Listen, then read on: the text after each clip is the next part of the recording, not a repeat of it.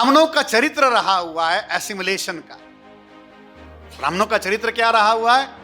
Assimilation का। जो चीज विरोध करके नष्ट नहीं हो सकती उसे क्या करो? एसिमिलेट करने का तरीका। कांग्रेस की जो रणनीति थी उसी रणनीति पर अब आरएसएस जो है खुलकर कुछ बातों के लिए काम करना शुरू कर दिया और धीरे धीरे आरएसएस जो है ये गांधी और कांग्रेस का जो कुछ चरित्र जो था वो अपने अंदर एक्सेप्ट करके चलने के काम में लगी। ब्राह्मण हिंदू धर्म का संगठन चाहते हैं तो क्या वो हिंदू धर्म का संगठन हिंदू की समस्या का समाधान करने के लिए, हिंदुओं की जो जाति की वर्ण की समस्या है उसका समाधान करने के लिए हिंदुओं का संगठन चाहते हैं क्या? वो हिंदुओं का संगठन तो चाहते हैं मगर हिंदुओं का संगठन बनाते समय भी ब्राह्मणों का जो वर्ण वर्चस्व का श्रेष्ठत्व का सिद्धांत है उसे कायम रखकर वो हिंदुओं का संगठन बनाना चाहते हैं।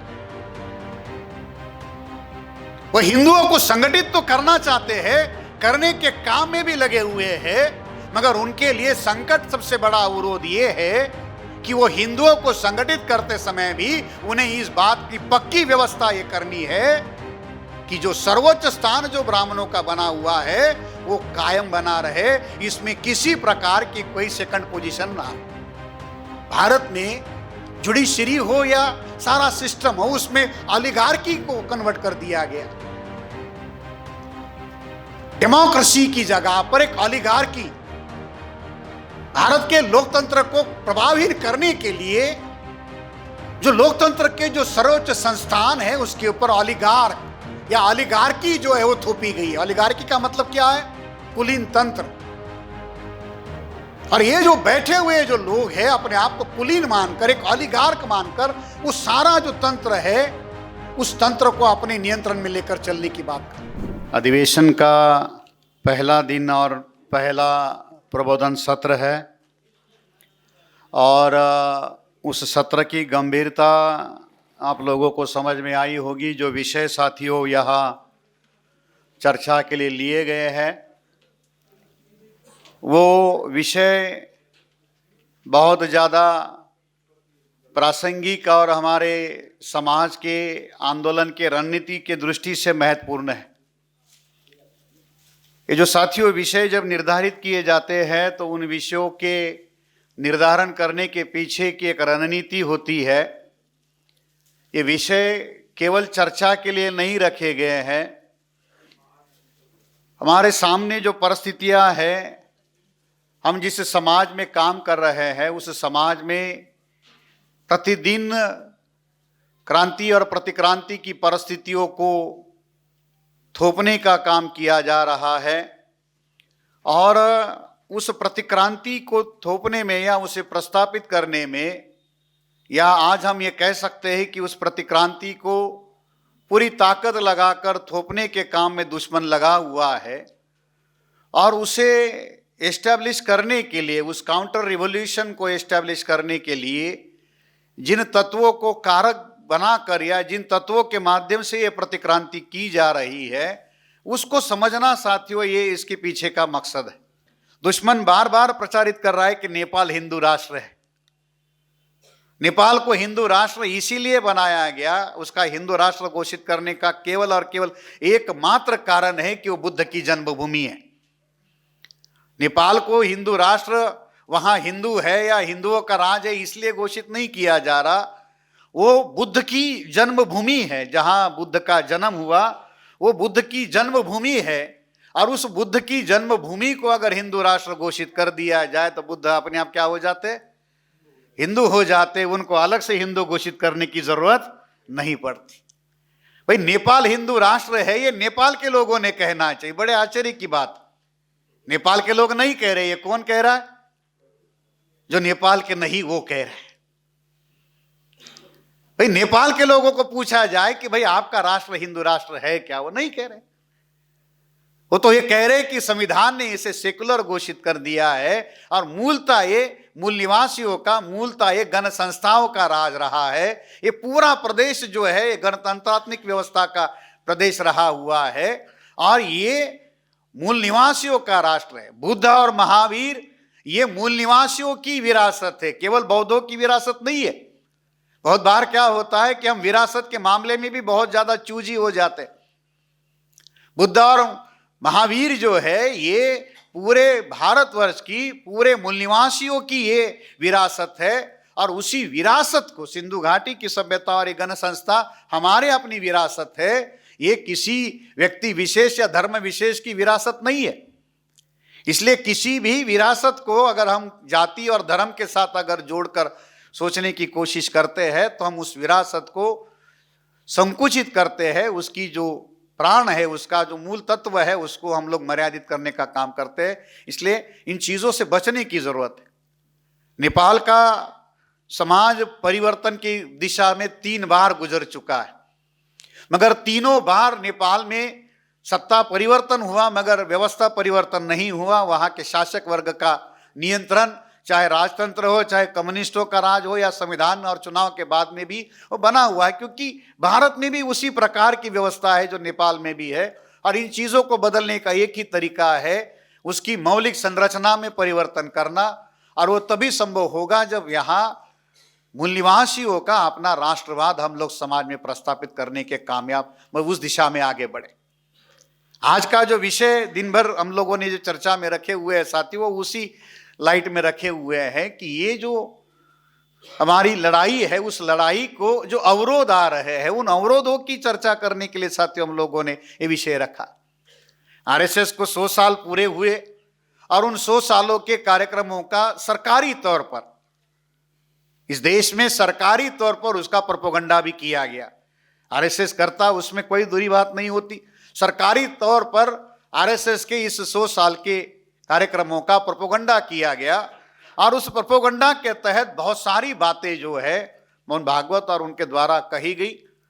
और ये प्रोपेगेंडा जो है ये खास तौर पर ओबीसी एससी एसटी के लोगों को समझने की जरूरत है। इस देश में जो परिस्थितियां है, प्रतिक्रांति जिस वर्ग के विरोध में हो रही है, उन लोगों को ये समझने की जरूरत है। ये बहुत बड़ा प्रोपेगेंडा किया जा रहा है, हिंदू राष्ट्र का निर्माण हो रहा है, हिंदू राष्ट्र का निर्माण हो रहा है, और ओबीसी एससी एसटी के लोगों के अंदर ये प्रचार हो रहा है कि हिंदू राष्ट्र आपका हिंदू राष्ट्र।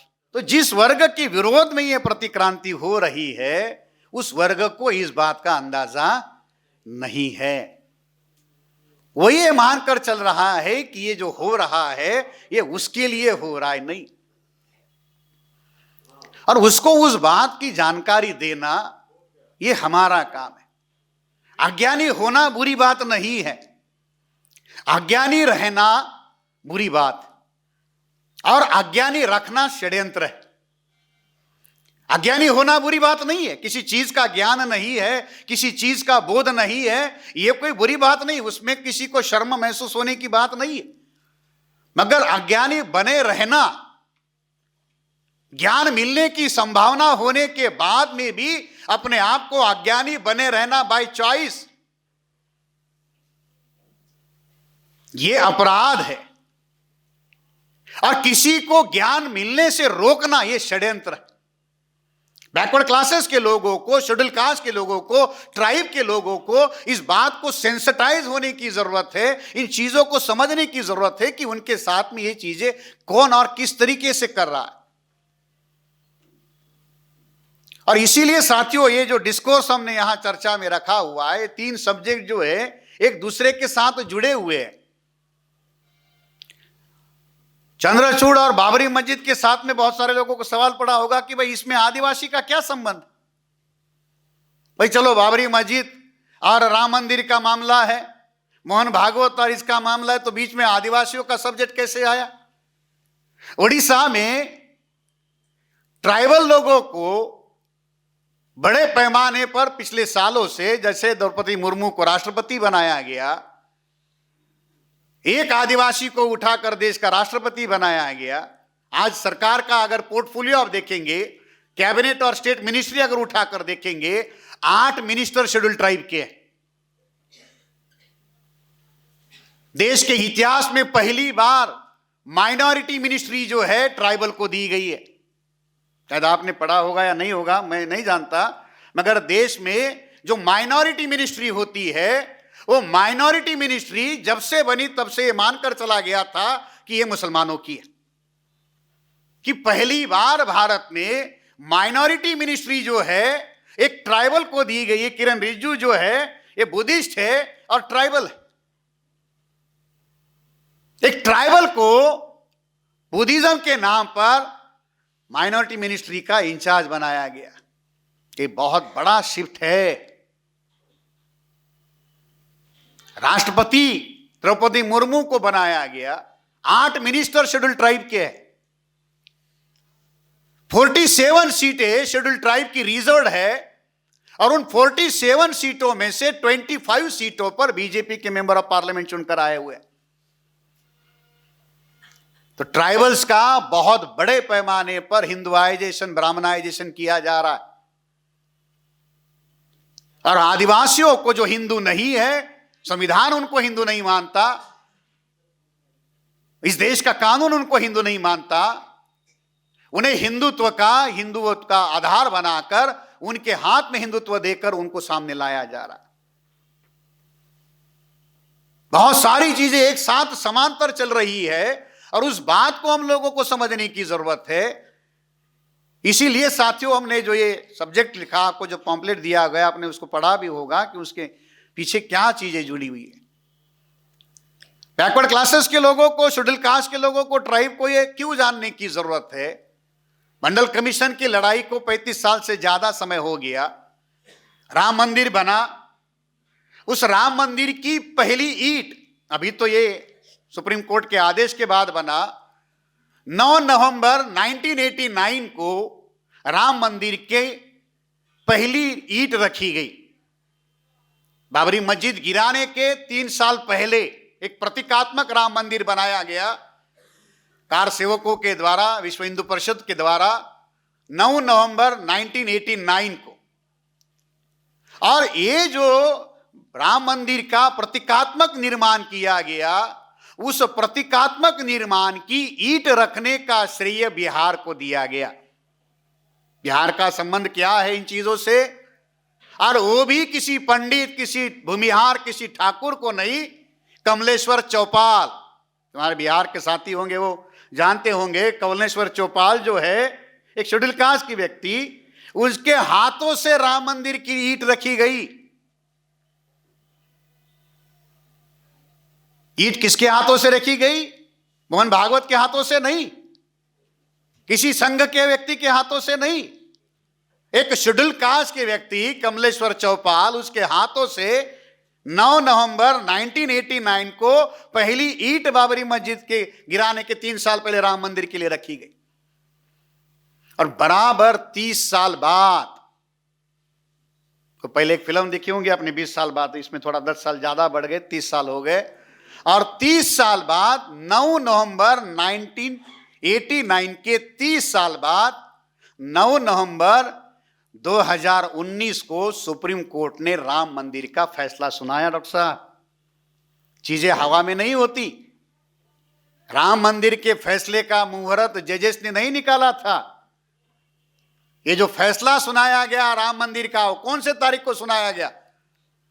9 नवंबर 2019, बराबर 30 साल पहले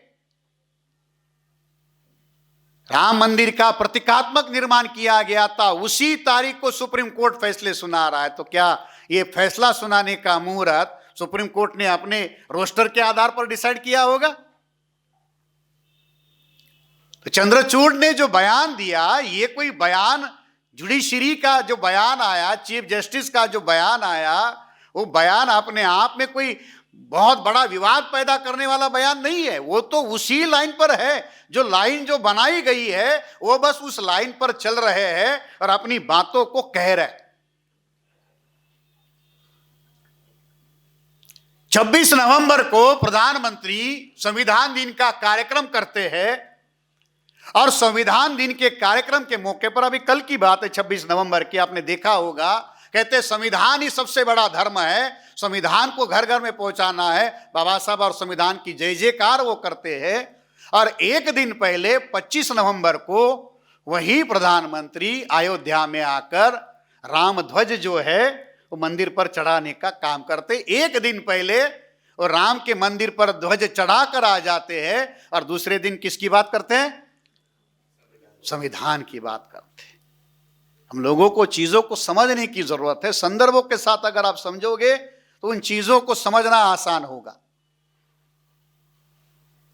जब मंडल कमीशन का फैसला वीपी सिंह के द्वारा लिया गया, उसके बाद सरकार जब गई, नरसिंह राव की जब सरकार आई, तो नरसिंह राव ने 25 सितंबर 1990 के बाद में 1991 को 25 सितंबर 1991 को वीपी सिंह के द्वारा, मतलब टीवी नरसिंह राव के द्वारा 10% इकोनॉमिक रिजर्वेशन जो है वो दिया गया था, इकोनॉमिक बेस रिजर्वेशन दिया गया था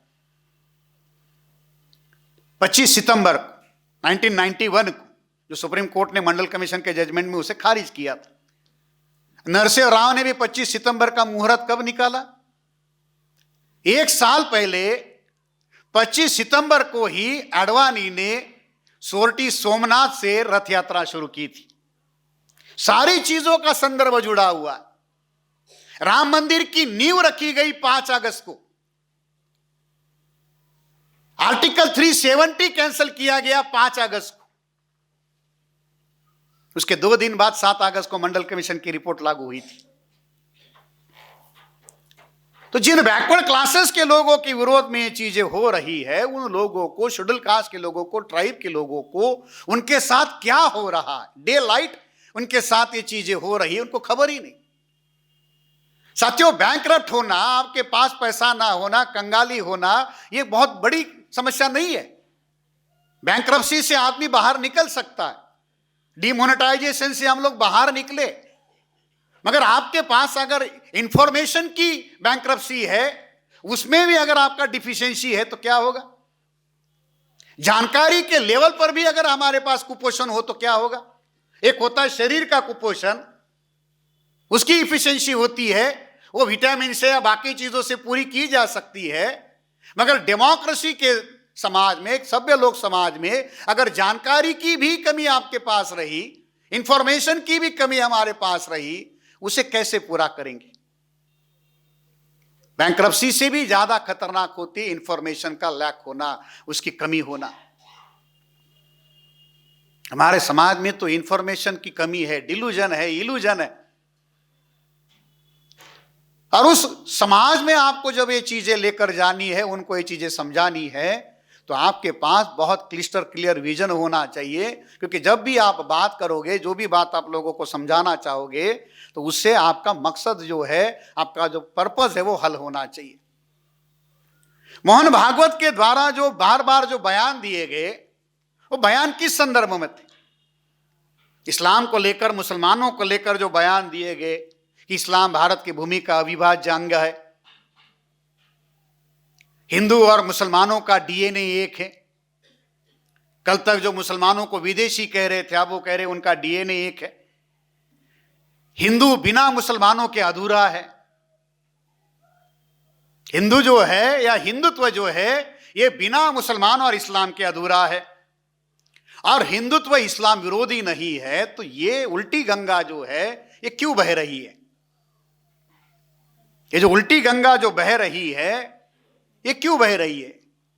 क्या वो सावरकर और गोलवलकर को अप्रासंगिक घोषित करना चाहते? इसकी बात सोहेल साहब ने कई बंच ऑफ थॉट्स की, तो सावरकर और गोलवलकर के विरोध में जाकर मोहन भागवत ये बात कह रहे क्या? वो अपने आइडियोलॉजिकल आइडॉग जो है, क्या सावरकर और गोलवलकर के विरोध में जाकर भागवत की बयानबाजी हो रही क्या नहीं हो रही? उनकी लाइन ऑफ थिंकिंग एक ही है, सावरकर की, गोलवलकर की या भागवत की, एक ही लाइन ऑफ थिंकिंग है। और वो लाइन ऑफ थिंकिंग क्या है? मुस्लिम्स को लेकर एक बहुत सिंपल सी लाइन ऑफ एक्शन है, लाइन ऑफ थिंकिंग है। लाइन ऑफ थिंकिंग क्या है? ब्राह्मणों का चरित्र रहा हुआ है एसिमिलेशन का। ब्राह्मणों का चरित्र क्या रहा हुआ है? एसिमिलेशन का। जो चीज विरोध करके नष्ट नहीं हो सकती, उसे क्या करो? एसिमिलेट करने का तरीका अपनाओ। इसलिए महाराष्ट्र में एक संघ का प्रचारक है, धर्माधिकारी, वो तो क्या कहता है? जैसे कबीर को मानने वाले कबीर पंथी है, कृष्ण को मानने वाले महानुभव पंथी है, वैसे मुसलमान भी हिंदू है, मगर कौन से हिंदू है? मोहम्मदपंथी हिंदू है। उसने क्या कहा? जैसे कबीर को मानने वाले कबीरपंथी होते, कबीरपंथी हिंदू नहीं होते। अंग्रेज उसको सेपरेट रिलीजन का स्टेटस देते थे, आदि धर्मी हिंदू नहीं होते थे।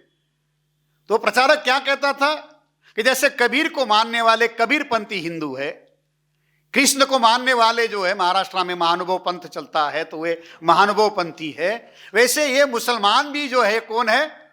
हिंदू ही है, मगर कौन से हिंदू है? मोहम्मदपंथी हिंदू है। मोहम्मदपंथी हिंदू का मतलब क्या? जो हिंदू है मगर मोहम्मद को पूजता है। इसलिए मोहन भागवत ने भी बयानों में सुना होगा कि हमारी विविधता किस बात की है?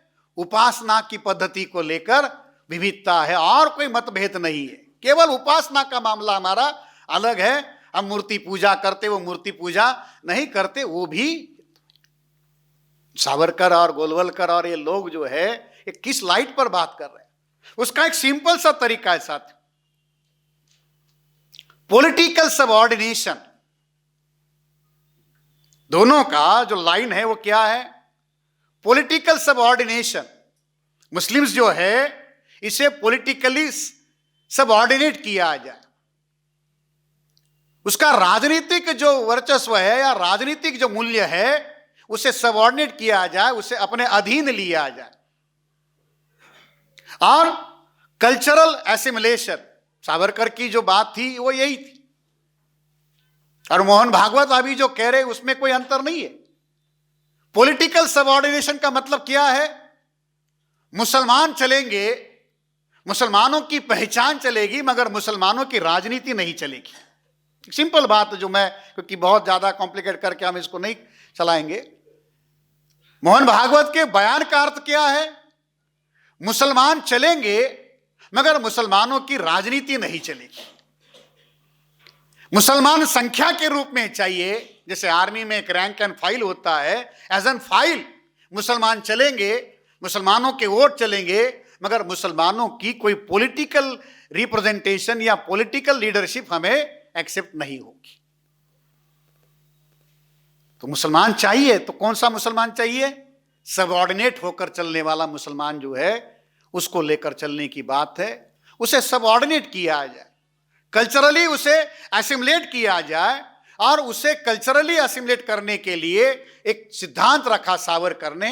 वो सिद्धांत क्या था? सावरकर ने दो सिद्धांत रखे साथियों, एक पितृभूमि और एक पुण्य भूमि, जिसके ऊपर ये सारी बात जो है आज भी मुसलमानों के ऊपर, ईसाइयों के ऊपर जो आरोप लगाए जाते, यही आरोप है। एक है पितृभूमि जो यहां की है, और एक है पुण्य भूमि। पुण्य भूमि का मतलब क्या है? जो उनका पवित्र स्थान है, जैसे मुसलमानों का मक्का मदीना हो, जो ईसाई है उनका जेरूसलेम होगा। तो गोलवलकर, सावरकर मुसलमानों पर यही आरोप लगाते रहे, ईसाइयों पर यही आरोप लगाते रहे कि इनकी पितृभूमि तो यहां है मगर इनकी पुण्य भूमि भारत के बाहर है, और इनकी पुण्य भूमि अगर भारत के बाहर है तो यहां के लिए वो ईमानदार नहीं रहेंगे। इसको यहां किसी प्रकार का कोई कल्चरली उनका कभी भी भविष्य में भी ये नहीं बन पाएगा, और इसीलिए वो लगातार उन चीजों को कहते रहे। तो ये जो बयान बदले जा रहे हैं, वो बयान का टोन बदला हुआ है, उसका जो मकसद है, उसका जो स्टिंग है वो नहीं बदला। कांग्रेस की जो रणनीति थी उसी रणनीति पर अब आरएसएस जो है खुलकर कुछ बातों के लिए काम करना शुरू कर दिए, और धीरे धीरे आरएसएस जो है ये गांधी और कांग्रेस का जो कुछ चरित्र जो था वो अपने अंदर एक्सेप्ट करके चलने के काम में लगी। जैसे गांधी और कांग्रेस ने एक तरीका अपनाया था मुसलमानों के लिए, वो तरीका क्या था? Killing with kindness.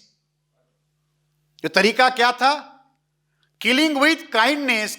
इसका मतलब है कि काटो, मगर काटते समय मरने वाले को तकलीफ नहीं होनी चाहिए। जो छुरा है वो ज्यादा धारदार हो, काटने से पहले बढ़िया मंत्र पढ़े जाए, उसको पूछा जाए कि भाई तुझे कौन सा मंत्र सुनना अच्छा लगता है, भाई मुझे ये मंत्र अच्छा लगता है, भाई ये गाना सुनाएंगे। और छुरा इतना धारदार हो, इतना ज्यादा मतलब जो ब्लेड में भी जो ऑपरेटिंग के लिए जो ब्लेड होते हैं, सीजरिंग ब्लेड होते हैं, वो बहुत ज्यादा शार्प होते हैं। तो इतना बेहतरीन तरीके से काटो कि जो कट रहा है उसे कोई तकलीफ ना, बल्कि मरने वाला मारने वाले का शुक्रिया अदा करे। अरे साहब आपने बहुत देरी कर दी, मैं तो कब से तड़प रहा था, अच्छा हुआ आप आए। ये किलिंग विथ काइंडनेस, ये जो तरीका था कांग्रेस का मुसलमानों के प्रति, मुसलमानों की समस्याओं के प्रति डील करने का, वो बयानबाजी के स्तर पर मोहन भागवत जो है उसे आगे बढ़ाने के काम में लगे। इस टोन का साथियों एक और एक ही अर्थ है, एसिमिलेशन अंडर ब्राह्मणिकल डोमिनेंस। मुसलमानों को एसिमिलेट किया जाए, और वो एसिमिलेशन जो है दोनों स्तर पर, कल्चरली भी और पॉलिटिकली भी। इसलिए मोहन भागवत कभी भी मुसलमानों के नेताओं से नहीं मिलते। आपने देखा होगा मोहन भागवत कभी भी मुसलमानों के राजनीतिक नेताओं से नहीं मिल रहे। वो किसे मिल रहे? मुसलमानों के जो समाजी और धार्मिक संगठन चलाने वाले नेता है उनको मिल रहे हैं। वो दरगाहों में जा रहे हैं, जो मुसलमानों के जो समाजी और रिलीजियस संगठन है उसमें जाकर बात कर रहे हैं। मगर मुसलमानों की जो राजनीतिक लीडरशिप है या मुसलमानों के जो पॉलिटिकल इश्यूज है उसके ऊपर वो बात नहीं कर रहे। इसका मतलब यही है कि मुस्लिम्स चलेंगे मगर मुसलमानों की राजनीति नहीं चलेगी। अब ये क्यों करना है, उसका कारण है साथियों, ये जो बदलाव बीजेपी या मोहन भागवत के बयानों में जो दिख रहा है उसके पीछे का कारण क्या है? साथियों 2014, 2015, 2019 और 2024 के लोकसभा के चुनाव आपने देखे होंगे। 2014 के चुनाव में बीजेपी का जो लोकसभा का वोट परसेंटेज था वो लगभग 31.34% था, मोटा मोटी 31.50% पकड़कर चलिए। 2019 के लोकसभा में 300 पार बीजेपी चली गई, और 300 पार बीजेपी चले जाने के बाद बीजेपी का जो वोट परसेंटेज था 2019 के इलेक्शन में ये लगभग 37.46 था, उसको मान के चले कि 37.5% था। और 2024 के चुनाव में जब वो 240 तक आ गई तब भी बीजेपी का जो वोट परसेंटेज था वो लगभग 36.56% था। बहुत सारे लोगों को लग रहा है कि बहुत बड़े पैमाने पर आरएसएस बढ़ रहा है, बहुत सारी चीजें बढ़ रही है, हिंदुत्व बढ़ रहा है, मगर ये बढ़ा हुआ हिंदुत्व बीजेपी के वोट में कन्वर्ट नहीं हो पा रहा है। ये आंकड़े जो है वो बड़ी संकट उनके लिए बना हुआ है। मैक्सिमम जो वोट परसेंटेज जो बीजेपी का 2019 के लोकसभा में गया वो 37% से ज्यादा नहीं है। अब बीजेपी के सामने समस्या है, आरएसएस के सामने समस्या है कि जो हिंदू वोट बैंक जिसको वो बनाना चाहते हैं उस हिंदू वोट बैंक में सैचुरेशन आ गया है। वो हिंदू वोट बैंक जिसको लगातार पिछले 3 चुनावों में लगातार जिस हिंदू वोट बैंक के नाम पर वोट मांगे जा रहे हैं उस हिंदू वोट बैंक में सैचुरेशन आ गया है। अब इससे ज्यादा वो बढ़ नहीं पा रहा है, सब करके देख लिया। जब वो सैचुरेट हो गया तो संघ के पास, ब्राह्मणों के पास संकट खड़ा हो गया है कि इन बैकवर्ड क्लासेस के लोगों को, शेड्यूल कास्ट के लोगों को, आदिवासी लोगों को कितनी बार हिंदू बनाए। बड़ा संकट है, कितनी बार हिंदू बनाए, कितने बार उनको खतरे में डाले। हर चुनाव से पहले हिंदू खतरे में आ जाता। तो इनके सामने संकट है कि बैकवर्ड क्लासेस के लोगों को, शेड्यूल कास्ट के लोगों को, शेड्यूल ट्राइब के लोगों को कितनी बार हिंदू बना के रखे और कैसे कैसे हिंदू बना के रखे। क्योंकि सबसे बड़ी समस्या क्या है साथियों, ब्राह्मण हिंदू धर्म का संगठन चाहते हैं। तो क्या वो हिंदू धर्म का संगठन हिंदू की समस्या का समाधान करने के लिए, हिंदुओं की जो जाति की, वर्ण की समस्या है उसका समाधान करने के लिए हिंदुओं का संगठन चाहते हैं क्या? वो हिंदुओं का संगठन तो चाहते हैं, मगर हिंदुओं का संगठन बनाते समय भी ब्राह्मणों का जो वर्ण वर्चस्व का, श्रेष्ठत्व का सिद्धांत है उसे कायम रखकर वो हिंदुओं का संगठन बनाना चाहते। वो हिंदुओं को संगठित तो करना चाहते हैं, करने के काम में भी लगे हुए हैं, मगर उनके लिए संकट सबसे बड़ा अवरोध ये है कि वो हिंदुओं को संगठित करते समय भी उन्हें इस बात की पक्की व्यवस्था ये करनी है कि जो सर्वोच्च स्थान जो ब्राह्मणों का बना हुआ है वो कायम बना रहे, इसमें किसी प्रकार की कोई सेकंड पोजीशन ना हो। अब ये अपना वर्चस्व कायम रखकर हिंदुओं को संगठित करना ये उनके लिए बहुत बड़ा संकट है। तो हिंदू सैचुरेट हो गया है, उसे हिंदू बनाए रखना संकट वाली बात है। और तीसरी बड़ी बात जो है, वो बड़ी बात क्या है? मंडल कमीशन की लड़ाई के बाद जो बैकवर्ड क्लासेस के लोग, जो शेड्यूल कास्ट के लोग, जो ट्राइब के लोग, जिनके अंदर बहुत बड़े पैमाने पर सामाजिक जागरण जो हुआ, बामसेब का, साहब कांशीराम जी का, इस बहुजन विचारधारा का जो बहुत बड़ा जागरण हुआ, उस जागरण की वजह से इनके अंदर जो सामाजिक और राजनीतिक जागृति निर्माण हुई, उस जागृति ने भी उनके लिए संकट खड़ा कर दिया। अब ओबीसी एससी एसटी जो है केवल हिंदू बनकर उनके साथ जाने के लिए तैयार नहीं है, उसे सत्ता में भागीदारी देने की बात करनी पड़ रही है। इसलिए जो ओबीसी एससी एसटी के नेता आज जो हिंदू के नाम पर उनके साथ है, उनको भी अपने साथ बनाए रखने के लिए सत्ता की भागीदारी देनी पड़ रही है। अब अगर अभी का मिनिस्ट्री पोर्टफोलियो उठाकर देखेंगे, 27 बैकवर्ड क्लासेस के मिनिस्टर है, 12 शेड्यूल कास्ट, 8 आदिवासी। जो नरेंद्र मोदी का, बीजेपी का जो सेंट्रल का जो मिनिस्ट्री है, उसमें अगर आप देखेंगे 27 मिनिस्ट्री बैकवर्ड क्लासेस के लोगों के पास है। और उन 27 में भी 19 मिनिस्ट्री मोस्ट बैकवर्ड या एक्सट्रीम बैकवर्ड के लोगों के पास है। भारत के इतिहास में यह पहली बार हुआ है। अति पिछड़ी जातियों को 19 मिनिस्ट्री मिली है, शेड्यूल कास्ट को 12, आदिवासियों के 8, 47 कैबिनेट के और स्टेट मिनिस्ट्री के पोर्टफोलियो बैकवर्ड लोगों के पास आए हुए हैं। ये केवल हिंदू के नाम पर उनके साथ नहीं है।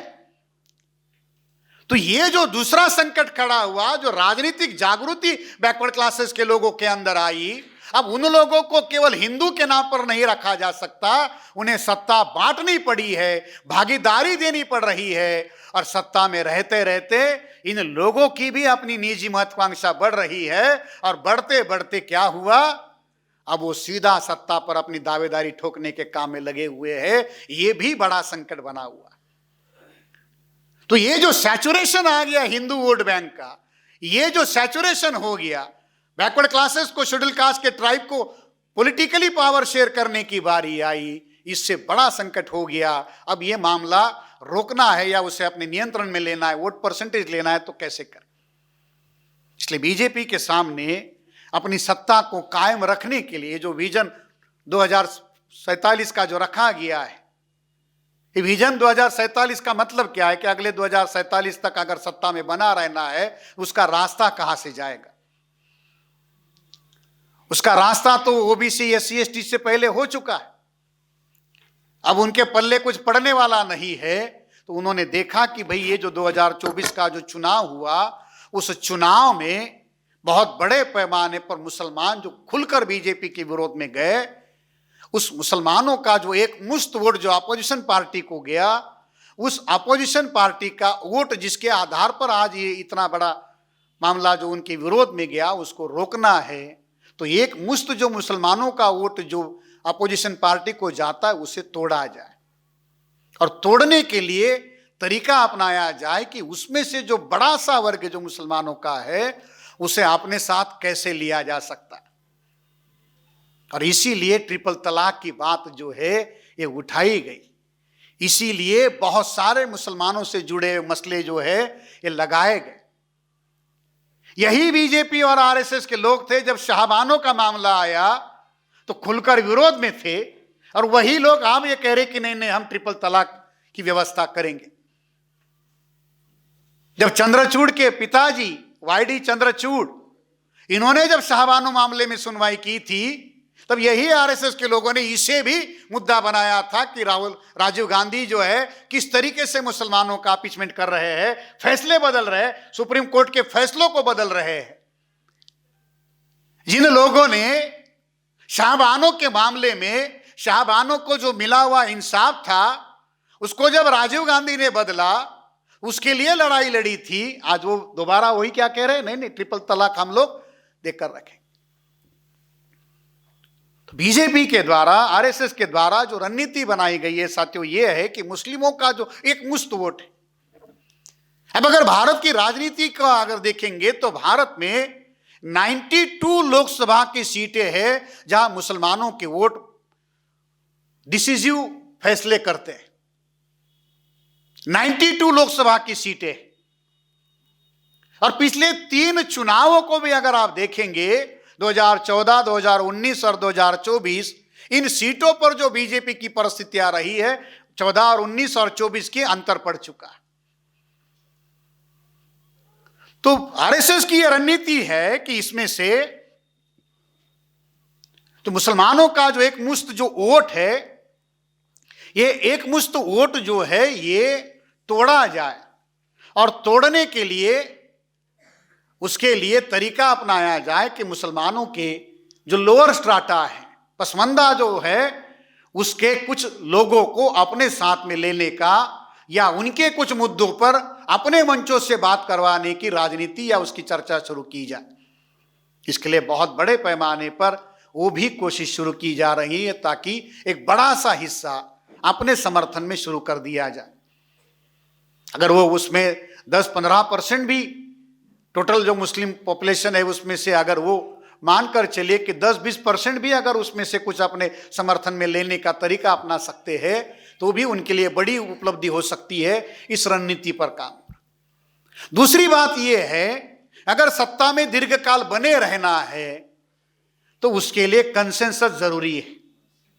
अगर सत्ता में दीर्घकाल बने रहना है तो उसके लिए क्या चाहिए? कंसेंसस चाहिए। झगड़ा, विवाद और दंगे फसाद से ये चीजें नहीं बनेगी।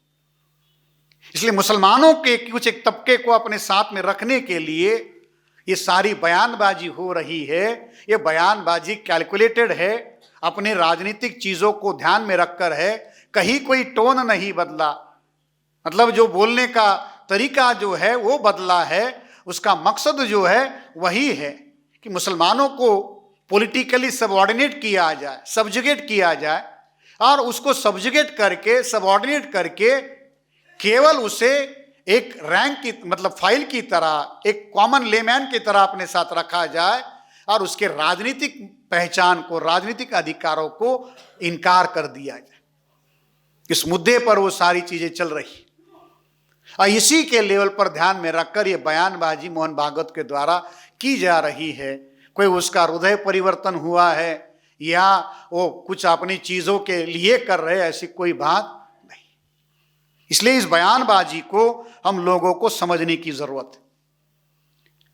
बाबरी मस्जिद के फैसले के संदर्भ में भी साथियों इसे और दूसरे तरीके से समझा जा सकता है। 5 जजेस का बेंच था। 5 जजेस में 4 जजेस अपर कास्ट थे और एक नजीर साहब जो बाद में गवर्नर बनाए गए, वो उसमें 5 जजेस के बेंच में थे। उस समय गोगोई चीफ जस्टिस थे। और जब ये फैसला साथियों सुनाया गया, उस फैसले के समय में जिन तथ्यों को आधार बनाकर फैसला सुनाया गया वो भी आप लोगों ने बहुत बार सुना होगा, पढ़ा होगा। जजमेंट आज भी सुप्रीम कोर्ट के वेबसाइट पर है, हम लोगों को बारीकी से उसे पढ़ने की जरूरत है। उस फैसले में सुप्रीम कोर्ट ने मुसलमानों की सारी बातें मानी। जितनी भी बातें मुसलमानों ने कही, सारी बातें मुसलमानों की मान ली गई। पहली बात मान ली गई कि वहां मस्जिद थी, हां। मंदिर गिराकर मस्जिद बनाई गई, ये जो झूठ है ये भी माना गया कि कोई मंदिर नहीं गिराया गया था, मंदिर गिराकर कोई मस्जिद का निर्माण नहीं किया गया, ये भी बात मानी गई। फिर मूर्तियां रखी गई, ये भी बात मानी। फिर ये कहा कि भाई मस्जिद गिराई गई, ये भी बात मानी। मुसलमानों के जो 4 मुद्दे थे वो सारे मुद्दे सुप्रीम कोर्ट ने एक्सेप्ट कर ली। अब बचा क्या? सारे फैसले मुसलमानों के मान लिए गए, सारे उनके तर्क जो है मान लिए गए, मगर फैसला किसके समर्थन में दिया? राम के समर्थन में दिया। इसका मतलब क्या है? ऑपरेशन सक्सेसफुल हो गया, पेशेंट मर गया। ऑपरेशन तो सक्सेसफुल हो गया मगर पेशेंट मर गया। तो ये चीजें जो है उस फैसले में हुई। अब चंद्रचूड़ जो उस इंटरव्यू में जो कह गए कि भाई मस्जिद का बनना ही अपवित्रता थी, इसका मतलब जानते क्या है? न्यूज लॉन्ड्री के एक चैनल पर उनका इंटरव्यू लिया गया। जैन नाम के एक सज्जन थे, उन्होंने उनका इंटरव्यू लिया, अभी भी वो वेबसाइट पर है, आप सुनिए। और उस इंटरव्यू में जब क्रॉस क्वेश्चनिंग होता रहा, एक पत्रकार का काम होता है कि वो जो इंटरव्यू जिसका ले रहा है उसके सबकॉन्शियस माइंड में जो छुपा हुआ है वो बाहर निकाले। और उसी तरीके से बात करते करते जब क्रॉस क्वेश्चनिंग हुई कि भाई जो विवादित जगह थी, ये शब्द भी मीडिया से लाया गया। बाबरी मस्जिद, शुरू में उसे बाबरी मस्जिद कही जा रही थी, बढ़ते बढ़ते जब संख्या बढ़ती गई, उसके विरोध में माहौल बनता गया, तो मीडिया ने बाबरी मस्जिद कहना बंद कर दिया और क्या कहना शुरू कर दिया? विवादित ढांचा। पहले वो क्या थी? मस्जिद थी। जब तक उसके पीछे कोई समर्थन नहीं था, जब तक उसके पीछे लोग सड़कों पर नहीं थे, उग्रता का आंदोलन नहीं था, वो मस्जिद थी। जैसे ही माहौल बनने लगा, मीडिया ने और प्रशासन ने उसे मस्जिद कहना बंद कर दिया और क्या कहना शुरू कर दिया? विवादित ढांचा। अब जब कोई चीज विवादित हो जाती है तो वो सुनते ही लोगों के मन में जो है उसके प्रति अपनी राय बन जाती है, अगर विवाद है तो कुछ गलत ही होगा। मगर मस्जिद है तो स्पष्ट है भाई मस्जिद है। विवादित ढांचा के नाम पर जब उनको सवाल पूछा गया तो चंद्रचूड़ ने एकदम से अनकॉन्शियसली उसको जवाब दिया कि भाई आप जिसको अपवित्रता कह रहे हो कि भाई वहां जाकर मुसलमान पूजा कर रहे थे, उन्हें रोका जा रहा था। पत्रकार ने सवाल पूछा कि जिस हिस्से में मुसलमान जा रहे थे उन्हें रोका जा रहा था, उस चीजों को अपवित्रता की बात कही गई थी। तो चंद्रचूड़ का एकदम से जब बयान आया कि मस्जिद बनाना ही, उस मंदिर को गिराकर मस्जिद बनाना ही अपवित्रता थी। मतलब चंद्रचूड़ ये कह रहे हैं कि बाबरी मस्जिद जो है वो मंदिर गिराकर बनाई गई। इस बयान का जो उनका जो कहने का जो लाइन ऑफ थिंकिंग है वो क्या है कि बाबरी मस्जिद जो है राम मंदिर बनाकर, मतलब गिराकर बनाई गई। और जजमेंट में तो ऐसा कहीं कोई एविडेंस नहीं है। और अगर चंद्रचूड़ ये कह रहे हैं कि राम मंदिर गिराकर ही मस्जिद बनाई गई, तो ये जो लाइन ऑफ थिंकिंग है, ये लाइन ऑफ थिंकिंग तो कार सेवकों की है, ये लाइन ऑफ थिंकिंग तो विश्व हिंदू परिषद लोगों की है, ये लाइन ऑफ थिंकिंग तो बजरंग दल की है। और यही लाइन ऑफ थिंकिंग बताकर तो बाबरी मस्जिद को गिराया गया। चंद्रचूड़ का ये बयान उस मस्जिद को गिराए जाने को जायज ठहराने का काम करता और ये साबित करता है कि जुडिशरी ने जो फैसला 5 नवंबर को दिया, कोई जुडिशियल सिद्धांतों के आधार पर नहीं दिया। जो जुडिशियल प्रिंसिपल है उसके विरोध में जाकर दिया गया। आपकी आस्था गोबर में भी है तो क्या हम गोबर उठाकर चलें? आपकी आस्था गोमूत्र में है तो क्या लोगों को गोबर उठाकर आप चलने के लिए कहोगे? आस्था के आधार पर फैसले आने शुरू हो गए। आस्था के आधार पर आपने फैसला दिया और आप सुप्रीम कोर्ट में बैठे हुए अगर ये कह रहे हो कि आस्था के आधार पर हमने ये फैसला सुनाया, तो कल आपकी आस्था वर्ण व्यवस्था में है, कल आपकी आस्था जाति व्यवस्था में, कल आपकी आस्था जो है अस्पृश्यता पर है, तो क्या आप इसी आस्था के आधार पर वर्ण व्यवस्था, अस्पृश्यता, छुआछूत लोगों पर थोपने का काम करोगे? आपकी आस्था तो वर्ण में भी है, आपकी आस्था तो जाति के श्रेष्ठत्व में है, आपकी आस्था तो महिलाओं की दास्ता में है, उनकी अपवित्रता में है। तो क्या इसी आस्था पर, जिस आस्था पर आपने राम मंदिर का फैसला सुनाया, क्या इसी आस्था पर आप कल वर्ण व्यवस्था, जाति व्यवस्था, अस्पृश्यता, महिलाओं की दास्ता पर भी फैसले सुनाओगे? चंद्रचूड़ का यह बयान जो जुडिशियल प्रिंसिपल है उसके विरोध में है, संविधान के विरोध में है। ये जो उसका बयान और उसका जो फैसला है केवल और केवल अपने जाति के समर्थन में। और ये कोई पहला फैसला चंद्रचूड़ का नहीं है। उसके पिताजी का भी इतिहास आपको पता होना चाहिए, उसके दादा परदादा का भी इतिहास पता होना चाहिए। महाराष्ट्र से बहुत सारे साथी यहां पर आए हैं, वो जानते हैं कि पूना में पेशवाओं का राज था और उन पेशवाओं के राज में जो 12 भाई जिसको कटकारस्थान मत करने वाले जो लोग थे, उन 12 षड्यंत्रकारी ब्राह्मणों में इसी चंद्रचूड़ का दादा भी शामिल था, गंगाधर चंद्रचूड़। जो पेशवाओं का जो राज जो चलता था, और उन पेशवाओं के राज में जो 12 भट्ट, जो 12 ब्राह्मण, जो कुटिल कटकारस्थानी षड्यंत्रकारी जो 12 ब्राह्मण थे, उसमें भी इस चंद्रचूड़ का जो पुरखा गंगाधर चंद्रचूड़ शामिल था। अरे चंद्रचूड़ का जो वाड़ा है वो आज भी आपको पूना में मिलेगा। और इसी के घर में, इसी के वाड़े में एक समय में कांग्रेस का पार्टी ऑफिस चलता था। सोहेल साहब, इसी चंद्रचूड़ के घर में पूना में कांग्रेस का पार्टी ऑफिस चलता था। तो ये जो सारा मामला चंद्रचूड़ का जो है, ये पेशवाओं के घर से जुड़ा हुआ मामला है।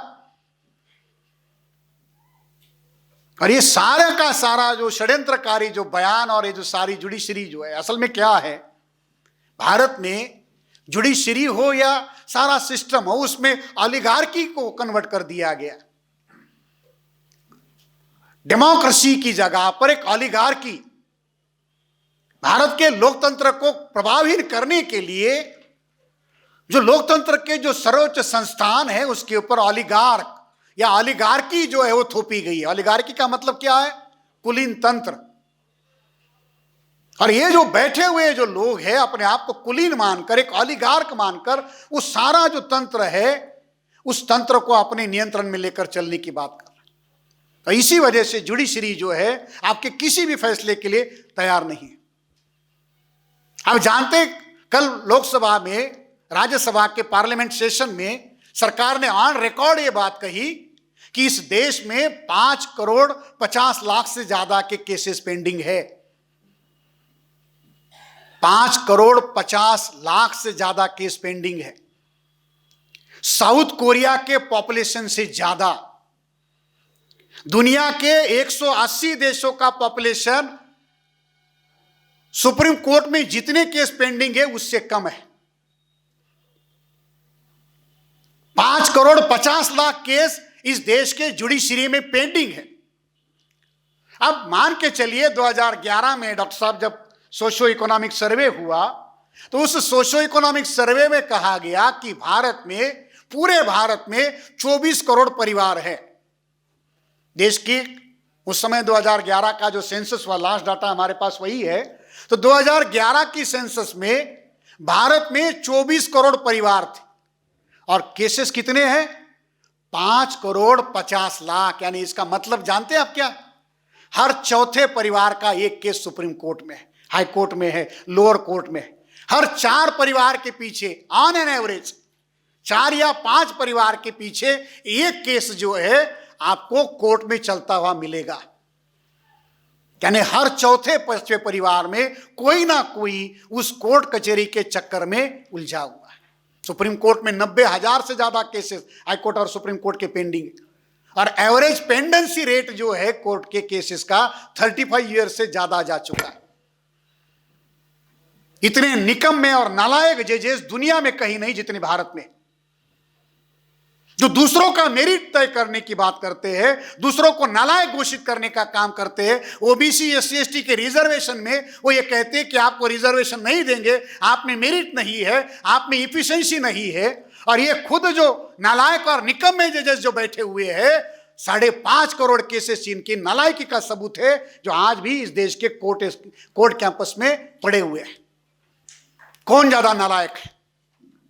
कौन ज्यादा नॉन मेरिटोरियस है?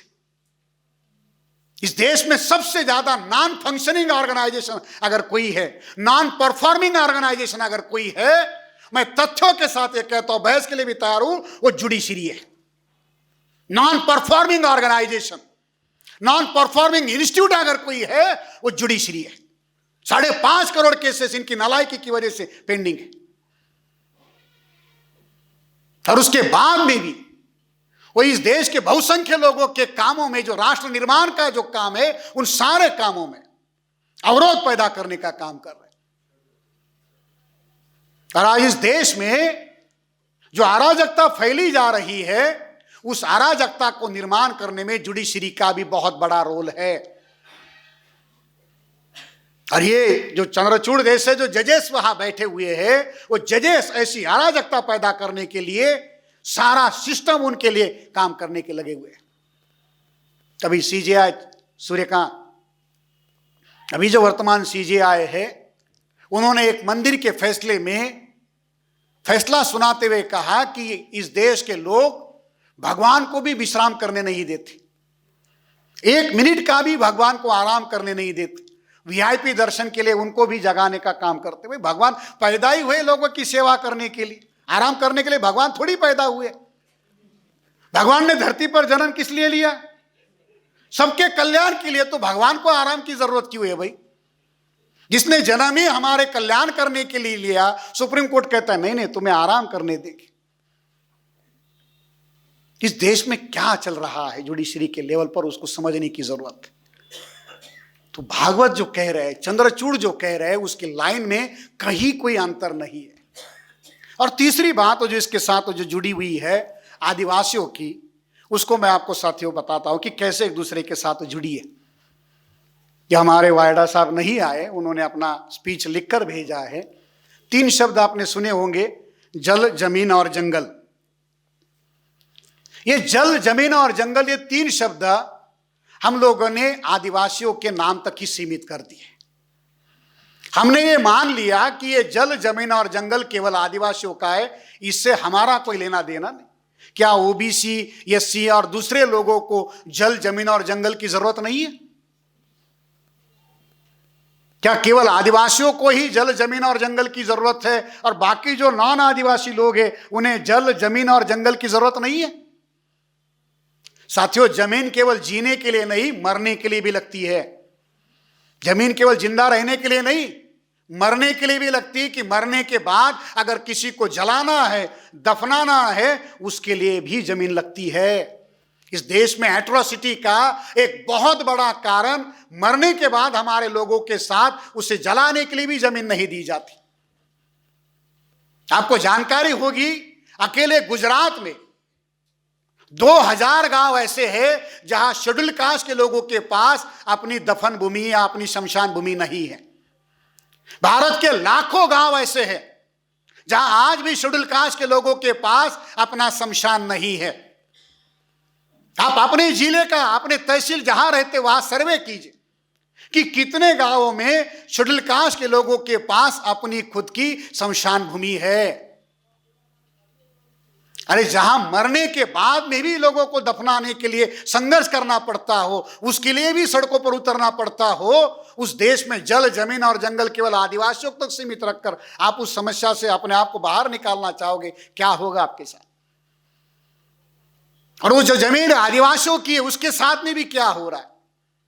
अभी कल पार्लियामेंट में सरकार ने ऑन रिकॉर्ड जवाब दिया कि पिछले 5 सालों में, केवल 5 सालों में 2.5 लाख एकड़ जमीन जो ट्राइबल लैंड थी, आदिवासियों की जमीन थी, उस ट्राइबल लैंड को भारत सरकार ने पिछले 5 सालों में नॉन ट्राइबल काम के लिए, गैर वनीय क्षेत्रों के लिए इस्तेमाल कर दिया। 2.5 लाख एकड़ जमीन, आदिवासियों की 2.5 लाख एकड़ जमीन जो है केवल पिछले 5 सालों में, यानी हर साल 50,000 एकड़ जमीन, हर महीने 4,000 एकड़ जमीन, हर दिन उसको 30 से कम करके देखो कि केवल आदिवासियों का, किसानों का उठाकर देख लीजिए। तो ये समस्या केवल आदिवासियों के साथ जुड़ी हुई नहीं है, मगर आदिवासियों के समस्याओं के ऊपर चर्चा करने के पीछे हमारा मकसद क्या? इसमें हमने जो शब्द लिखा है वो लिखा है आभासी नेतृत्व। आदिवासियों को भ्रम है कि वो सत्ता में है। भारत के 3 राज्यों के मुख्यमंत्री आदिवासी है। अभी उड़ीसा में नया नया बीजेपी का राज आया तो वहां एक ट्राइबल को सीएम बनाया। झारखंड में ट्राइबल सीएम है, छत्तीसगढ़ में ट्राइबल सीएम दिया गया, कैबिनेट में मिनिस्ट्री है, राष्ट्रपति है। तो ट्राइबल्स ऐसा मानकर चल रहे कि सत्ता हमारी आ गई, राज हमारा आ गया। और जब ट्राइबल को यह बताया जा रहा है कि भाई आपके इतने मुख्यमंत्री है, आपके इतने कैबिनेट मिनिस्टर है, आपका तो राष्ट्रपति है, फिर आपको और क्या चाहिए? तो ट्राइबल ये मानकर चल रहे कि हमारा राज तो आ गया। जिसको बिरसा मुंडा जी ने दिक्कू कहा था, ये आज कांग्रेस और बीजेपी के लोग हैं। वो कौन है? जिसको बिरसा मुंडा ने उस समय आंदोलन चलाते समय कहा था ये दिक्कू लोग है, इनको बाहर रखो, अबुआ राज में यही अवरोध है। तो आज जो सत्ता में बैठे हुए लोग हैं वो उनके लिए क्या है? वही दिक्कू, नए दूसरे नाम से उनके साथ आ गए और पूरी तरह से आदिवासियों को सब्जुगेट करने का, उनके शोषण का कितना ज्यादा एक्सट्रीम लेवल पर गया हुआ है। आप अगर पार्लियामेंट्री रिकॉर्ड के भी आंकड़े उठाकर देखेंगे तो आदिवासियों के साथ क्या हो रहा है। उनकी लैंग्वेजेस मारी जा रही है।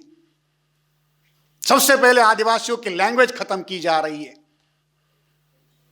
उनकी जो लैंग्वेजेस थी उसको खत्म किया जा रहा है, उसके कल्चर को खत्म किया जा रहा है। और ये सारा करने के बाद में भी आदिवासियों को, जिनको गन पॉइंट पर लिया गया है, हमारे यहां उड़ीसा के साथ ही आए, भारत में सबसे ज्यादा माइनिंग कॉर्पोरेशन उड़ीसा में काम करते, तो सारा का सारा आदिवासियों का जो संपत्ति है वहां जिंदाल के पास जा रहा है, अदानी के पास जा रहा है। ट्राइबल्स लोगों के विरोध में गन पॉइंट पर लेकर उनको मारा जा रहा है, मॉब लिंचिंग की जा रही है। और जिसकी मॉब लिंचिंग हो रही है, जो जिनोसाइड के कगार पर लाया गया है, उसे यह बताया जा रहा है तू मरते हुए चिंता मत कर, तू उस दौर में मरा है जिस दौर में तेरा ही भाई राष्ट्रपति था, तेरी ही घर की एक महिला राष्ट्रपति थी, तो किसी और दूसरे के राज में नहीं मर रहा है। तो उसको अंदर यह भाव पैदा किया जा रहा है कि जो हो रहा है हमारे लोग कर रहे हैं तो मुझे उनसे कोई गिला शिकवा नहीं। तो आदिवासियों के विरोध में साथियों बहुत बड़े पैमाने पर यह साल साथियों झारखंड और छत्तीसगढ़ के लिए इंपॉर्टेंट क्यों है? 1 नवंबर 2000 को छत्तीसगढ़ स्टेट का निर्माण हुआ। 15 नवंबर 2000 को झारखंड का निर्माण हुआ। 25 साल हो गए छत्तीसगढ़ और झारखंड एक ट्राइबल स्टेट बने हुए। बिहार से अलग होकर झारखंड को 25 साल हुए। दोनों स्टेट एक दूसरे के बगल में, दोनों की तुलना करके देखिए, इकोनॉमिकली वो कहाँ है, एजुकेशनली कहाँ है, उसका सोशल बैकग्राउंड कहाँ है, इन दोनों राज्यों का माइग्रेशन रेट क्या है। सेपरेट होने के बाद में भी झारखंड की हालत वही की वही है। पिछले 25 सालों में इन राज्यों का लगभग 55% ट्राइबल पॉपुलेशन माइग्रेट हो गया है, डिस्प्लेस हो गया है। और ट्राइबल्स लोग जो वहां के मूल नेटिव थे वो माइग्रेट करके फोर्सफुली वो माइग्रेट कर दिए गए। महाराष्ट्र की कंस्ट्रक्शन साइट पर आपको सबसे ज्यादा छत्तीसगढ़ के लोग मिलेंगे। आप चेन्नई जाएंगे, चेन्नई की टेक्सटाइल इंडस्ट्री जो है, आपको उड़ीसा के लोग वहां मिलेंगे, बंगाल के लोग वहां मिलेंगे। वो अपने गांव से अपना रोजगार छोड़कर 6,000 8,000 के लिए यहां से 1,000-1,500 किलोमीटर चेन्नई जाकर टेक्सटाइल के काम में, टेक्सटाइल इंडस्ट्री में काम कर माइग्रेट कर दिए गए फोर्सफुली। और इन स्टेट्स को बनाते समय जब सेंट्रल में बीजेपी थी, ये कहा गया था कि भाई आदिवासियों का राज आएगा तो आदिवासियों का कल्याण होगा। 25 साल हो गए, क्या हुआ? क्योंकि राज आदिवासियों का नहीं था। 2011 में साथियों मैं संगठन के प्रचारक के रूप में कर्नाटक में था। गुलबर्गा में राष्ट्रीय अधिवेशन था। उस राष्ट्रीय अधिवेशन के लिए हम लोग एक लिंगायत आदमी को इनवाइट करने के लिए गए। सीनियर लीडर था, मेंबर ऑफ पार्लियामेंट रहा, स्टेट प्रेसिडेंट था पार्टी का। चर्चा हुई तो उसके बात करते समय उसका हिंदी का टोन जो था वो बहुत नॉर्थ इंडियन स्लैंग था, और कोई भी साउथ इंडियन आदमी इतनी अच्छी हिंदी बोल नहीं पाएगा। तो जब हमारी चर्चा हुई तो मैंने कहा कि सर आपकी हिंदी तो साउथ की लगती नहीं है, आपकी हिंदी एकदम शुद्ध नॉर्थ इंडियन बेल्ट की हिंदी लगती है। तो उस लिंगायत आदमी ने कहा सर बिल्कुल सही है, मैं 20 साल झारखंड के जंगलों में आरएसएस का प्रचारक रहा, मैं 20 साल उन आदिवासियों में काम किया है। और मैंने कहा, उसने कहा 10 आदिवासी लड़कों की जिम्मेदारी मेरे ऊपर थी और उसमें से एक को मैं मुख्यमंत्री बनाकर वापिस आया। बाबूलाल मरांडी, चड्डी तक बदलना नहीं आता था, मैं उसको पढ़ा चड्डी पहनता था। आदिवासियों में 20-20 साल तक संघ के लोगों के द्वारा काम करके उनको हिंदू बनाया गया, और हिंदू बनाकर उन आदिवासियों की पहचान खत्म करने का काम हो रहा है। तो आदिवासियों को ये पता ही नहीं है जिस दिशा में उनको ढकेला जा रहा है। तो इन चीजों को साथियों समझने की जरूरत है। इसलिए हम लोग आदिवासियों के इस मुद्दे पर, क्योंकि ट्राइबल्स लोगों का ऑर्गेनाइजेशन साथियों बनाना है तो वो केवल ट्राइबल के बलबूते होना नहीं है, और ये कोई ऐसा मादा नहीं कि जो हमारे मुद्दे अलग है। हमारा संघर्ष एक विचारधारा के आधार पर है, एक नीतिगत मूल्यों के आधार पर है, और उस नीतिगत मूल्यों के आधार पर इन चीजों को समझने की जरूरत है। इसलिए मुसलमानों की कोई समस्या स्वतंत्र रूप से नहीं है। मोहन भागवत एसिमुलेशन करके मुसलमानों को सबऑर्डिनेट करके लेना चाहते हैं। आदिवासियों को इसी कंडीशन पर हिंदू बनाया गया है, एससी को, ओबीसी को इसी कंडीशन पर हिंदू बना के रखा गया है। किसी को अधिकार दिए बगैर वो हिंदू बनाना चाहते हैं, अधिकार विहीन बनाकर लोगों को सब अपने साथ जोड़ना चाहते, इसे रोकना है। तो ये काम करने के लिए बहुत बड़े पैमाने पर व्यापक जागरण की जरूरत है, और ये जागरण करने के लिए इस मुद्दों की समझ होना बहुत ज्यादा जरूरी है। आपकी योग्यता इसी समझदारी पर निर्भर होगी, क्योंकि फैसले करने के लिए अगर आपके पास सही समझ नहीं होगी तो ये फैसले नहीं हो पाएंगे। हमने आदिवासियों के बहुत सारे संगठन और उनके साथ जुड़े हुए अनेक तरीके और आंदोलन देखे, उसमें हम लोगों ने बहुत सारे मुद्दों के ऊपर चर्चा की। अभी जो एसआईआर आ रहा है, अभी जो एनपीआर आएगा, डॉक्यूमेंट के मामले आएंगे, इसमें सबसे ज्यादा अगर कोई शिकार होंगे तो वो ट्राइबल्स लोग होंगे। इनको समझाने की जरूरत, इसलिए बड़े पैमाने पर उनमें जाकर काम करने के लिए और इन बातों को समझाने के लिए साथियों ये सब्जेक्ट रखे गए हैं। मैं ऐसे मानता हूं कि इन विषयों पर हम लोगों को विस्तार से अपने कार्यकर्ताओं को समाज में जाकर चर्चा करने की जरूरत है, और भविष्य में इसके लिए संगठन के द्वारा गंभीरता से प्रयास किए जाएंगे। आज के इस सत्र में इसी बात को ध्यान में रखकर चर्चा की गई थी। आप लोगों ने इस सत्र के लिए समय दिए, इसके लिए आपका आभार, धन्यवाद।